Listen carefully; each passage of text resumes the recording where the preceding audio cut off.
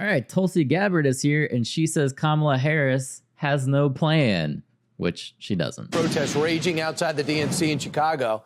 Demonstrators call for Democrats to push for a ceasefire between Israel and Hamas. Come on. And they're pretty much anti-Semitic. Beat him. But inside the arena, the Vice President, Harris, appeared to play both sides of the issue.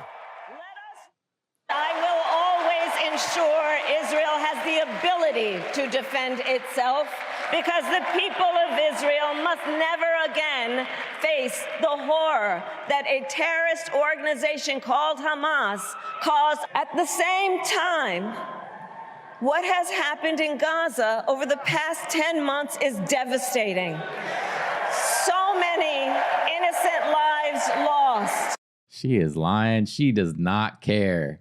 She is so pro-Israel. That's why all of these people are protesting out of the Democrat convention right now. Yep, and the crowd got a lot louder on that second half of her statement, trying to be both sides on the issue. Former presidential candidate, former Democratic Congresswoman Tulsi Gabbard joins us now to comment, who famously debated on the same stage with Kamala Harris back in 2020. First off, your reaction to that statement, Tulsi, what did you get from it?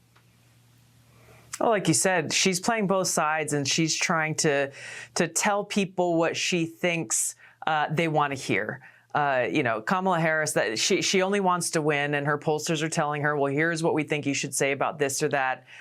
You know, it was just a few days ago she said that she would support an arms embargo to Israel, and the very next day either she or her staff walked that back. I think it was very noticeable that in her speech and at no time so far has she been willing to speak the truth about how Hamas is a radical Islamist terrorist group that poses a threat not only to Israel, but to all of civilization. Their goal is to implement a caliphate, an Islamist caliphate around the world. It's pretty obvious at this point that Kamala Harris doesn't actually want to lay out any of her policies until you elect her, and then she's going to tell you what her policies are. She's not actually going to come out and give you details of the things that she really wants to accomplish. She's going to come out and she's going to play to your emotions. She's going to say, I'm going to give everybody free money. Here's everybody money and healthcare. I'm going to do all this stuff, and not have a plan at all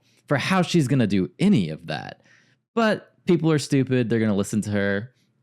And that's not even, people are in the comments right now, oh, but Trump, blah, blah, blah, blah, blah. We're not talking about Trump. We're talking about Kamala. We're talking about what she does.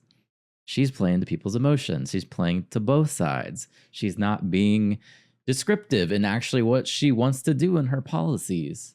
Nor has she laid out a plan of how to defeat this very real threat, not only again for Israel, but for us. How about defeating Hamas, and every civilian death is on Hamas, and Iran is the problem? And when I last dealt with Iran, I signed off on a $6 billion cash deal to get. And that's our 6th like. Woo! Finally doing it. Trying to beat 10 likes today. Get our hostages out, obviously, by the definition, should never been taken to begin with. Not getting to victory when she had a chance, Congresswoman, to actually show herself with an ally. She chose not to show up when Prime Minister Netanyahu addressed a joint session of Congress. What should I read into that? Should I listen to that speech, or should I look at her actions? And this exactly is what we have to do, what voters need to pay attention to between now and Election Day on November 5th, is don't listen to the words that she's throwing at us, because they don't mean anything.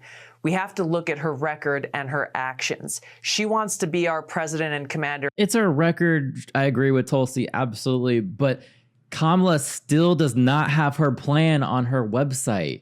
She doesn't actually have the fine details of what she wants to do. How can you vote for somebody that doesn't have that on their webpage or have a plan? You're voting for essentially nothing.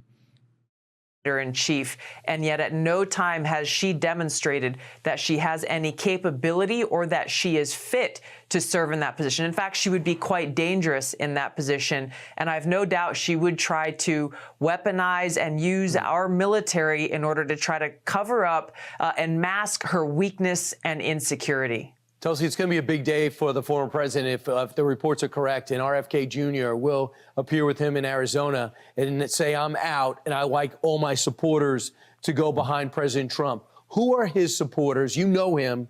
And what do you think this does to the election?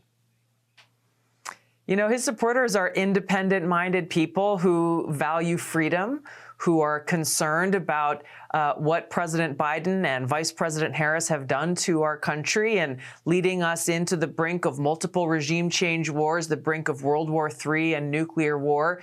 They're concerned about this broken healthcare system and the deep rot of corruption that is entrenched in almost every agency in our government.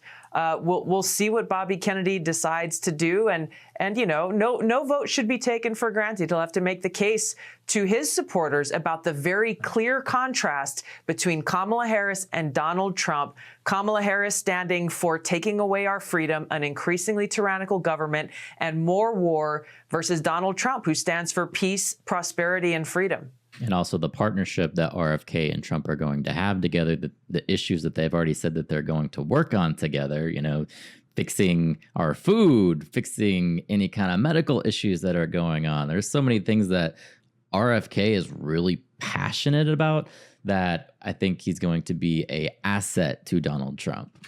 Tulsi, real quick, you already met with the former president about with debate prep. You went down there and told him what you know about Kamala Harris. How's he doing? He's doing great. You know, I think you saw last night in his response to Kamala Harris's speech, he knows the issues. He is very honed in on her record and reminding voters, as you started in this conversation, what have you done for the last 3.5 years? You can paint this rosy picture about what you're going to do, but we're paying attention to what you've already done and how her policies have destroyed our economy, made us less safe, both here at home and abroad. Tulsi. Absolutely. It's weird because she's coming out to say the economy's great, but then at the same time, she goes and campaigns and says the economy's terrible and I'm going to fix it. It makes no sense. If the economy was great, then of course people are going to continue to vote for you because you have this legacy with the current president.